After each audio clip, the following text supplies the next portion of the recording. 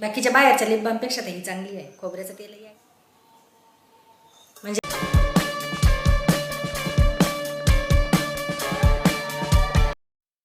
जय श्री गजानन माऊली. सर्वांचं स्वागत आहे गृहिणी स्पेशल मराठीवर.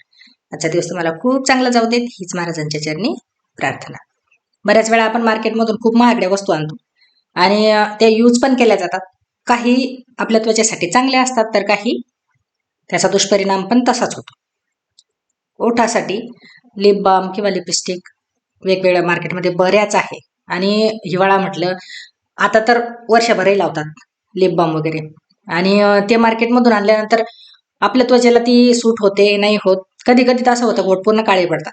आणि त्याच्याचमुळे बीटचा हलवा करायचा होता मला आणि त्याचबरोबर लिप बाम पण करायची आहे. ही लिप बाम ओठासाठी अतिशय चांगली आहे.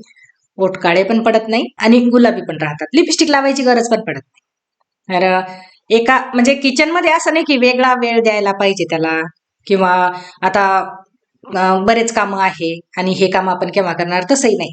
एक काम करता करता दुसरं काम करणं अगदी सोपं आहे. बीटचा हलवा करायचा होता, त्याच्यासाठी बीट किसायचे होतेच. तर ते किसल्यानंतर त्यातलं पूर्ण जे रस आहे त्यातला तो पूर्ण नाही काढलेला, तर प्रत्येकीच्या मधलं थोडा थोडा काढलेला आहे. म्हणजे जो हलव्यामध्ये पोषक तत्व जे आहेत ते पण कमी व्हायला नको आणि आपलं दुसरं काम पण व्हायला पाहिजे. तर त्याच्यासाठी यातला थोडा थोडा रस काढून घेतला आणि ते कढईमध्ये तूप वगैरे टाकून ज्या पद्धतीने हलवा आपण करतो त्या पद्धतीने करणार आहे. मी दूध वगैरे काही टाकत नसते. एक दोन वेळा पाहिला मी ते गाजरचा किंवा बीटचा दूध टाकून करून पाहिलं, पण त्याची चव आपण जे नेहमी खातो त्याची चव आपल्याला जास्त आवडत असते. आणि एखाद्या वेळेस नवीन काही करून पाहिलं की कुठेतरी चवीमध्ये फरक पडतो, तर ते काही आवडत नाही. आणि त्याच्यामुळे ज्या पद्धतीने मी करते टाकलेला आहे बऱ्याच वेळा त्या पद्धतीनेच करत आहे.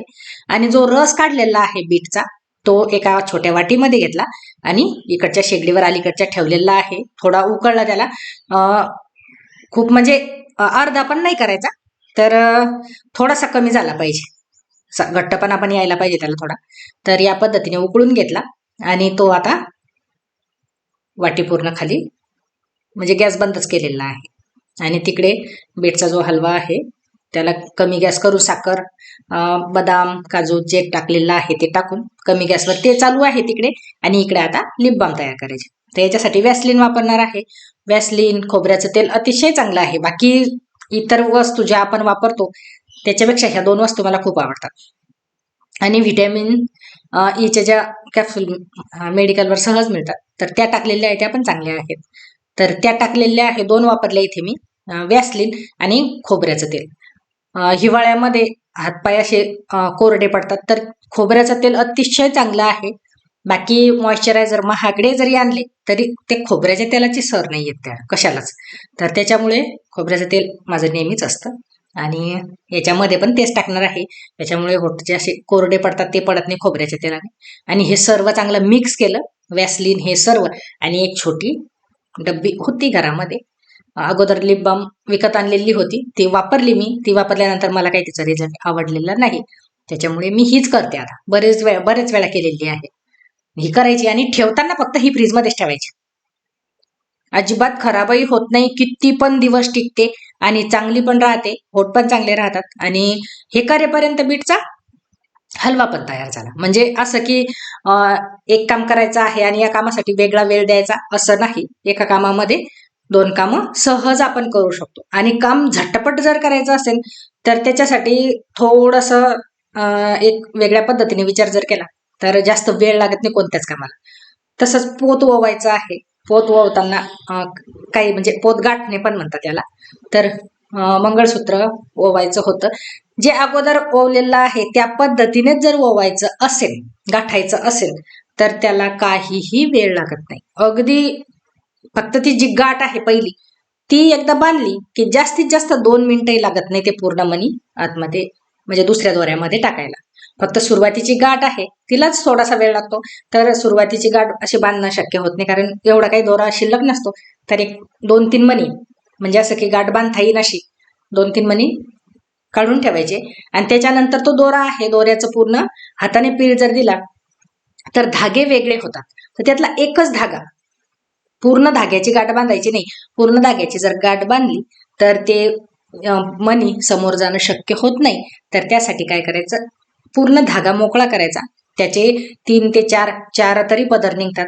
तर ते 3 पदर आहे ते कैचीने कापून टाकायचे आणि त्याच्यानंतर एक पदर असतो बारीक, तर त्याने याला गाठ बांधायची. आणि अगदी साधं असतं माझं मंगळसूत्र, हे डेली वापरण्यासाठी असतं. तर एका साईडचं झालेलं आहे ते पेंडॉल आहे. पेंडॉलमध्ये बरोबर गाठ जर बांधली तर व्यवस्थित असं बसून जातं. त्याच्यानंतर दोरा खूप शिल्लक होता हा, कारण कापून टाकणं पण शक्य नव्हता, कारण जी रील आहे रीलच संपलेली होती. त्याच्यामुळे जो शिल्लक होता तो पूर्ण घेतलेला होता.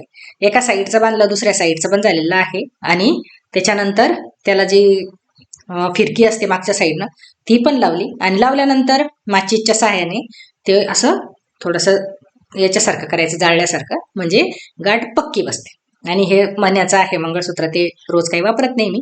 तर ते ओवणं झाल्यानंतर हळदी कुंकू झालेलं होतं. हा व्हिडिओ थोडा जुना आहे, कारण पुतण्याचं लग्न वगैरे होतं तर गावाकडे गेली मी आणि व्हिडिओ काही टाकणं शक्य झाला नाही. त्याच्यामुळे थोडा जुना आहे हा. तर हळदी कुंकू झालेलं होतं. हळदी कुंकवासाठी भरपूर वस्तू, असं वाटतं आपल्याला की सगळ्यांनी मिळून केलं म्हणजे खूप काही पुरत नाही, पण तेही पुरतच, कारण घरातल्या वस्तू काढलेल्या असतात आणि त्या व्यवस्थित ठेवणं पण तेवढंच. मग त्या जर पडल्या तशाच तर ह्या वस्तू अशा, याला जर धूळ जर लागले तर ते साफ करणं पण खूप कठीण जातं. त्याच्यामुळे वस्तू जेव्हाच्या तेव्हा जर लगेचच्या लगेच जर ठेवून दिल्या तरच त्या व्यवस्थित राहतात. आणि हे सर्व घरीच केलेलं आहे मी. याचं प्लायवूडचं ताट वगैरे बरंच केलेलं आहे सर्व. कधी कधी तर सर्व काढतही नाही. आणि काही याचं मेशोवरून घेतलेलं होतं मी हे. तर त्याचा जो रंग आहे तो आता कुठेतरी असा कमी पडत आहे. तर एखाद्या वेळेस त्याला गोल्डन आणि सिल्वर कलरचा हे दोन आहे, याला रंग आणून द्यावा लागणार आहे, कारण वस्तू टिकवणं पण तेवढीच महत्वाची असते. याचा जो रंग आहे तो पूर्ण असा कमी कमी होत चाललेला आहे. आता रंग जर दिला तर आणखी ती वस्तू तेवढीच जास्त टिकते. तर हे सगळं व्यवस्थित एका बॉक्समध्येच ठेवते मी, म्हणजे काढताना पण सोपं जातं आणि व्यवस्थित पण राहतं.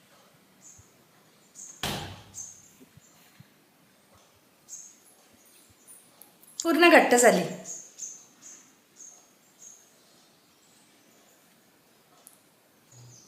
बाकीच्या बाहेरच्या लिप बामपेक्षा ही चांगली आहे. खोबऱ्याचं तेलही आहे ह्याच्यामध्ये. आणि तसंही असं थोडंसं हातपाय उलायला जर लागले हिवाळ्यात असे हे झाले की मॉइश्चरायझरपेक्षा खोबऱ्याचं तेल लावायचं. खोबऱ्याचं तेलानं खूप लवकर येतं, म्हणून याच्यामध्ये खोबऱ्याचं तेल टाकलं मी. नाही, ऑनलाईन एक वस्तू बोलवली, मार्केटमध्ये पाहिली मी, पण मार्केटमध्ये काही मला मिळाली नाही. तर ही ऑनलाईन घेतली. कढई आहे, म्हणजे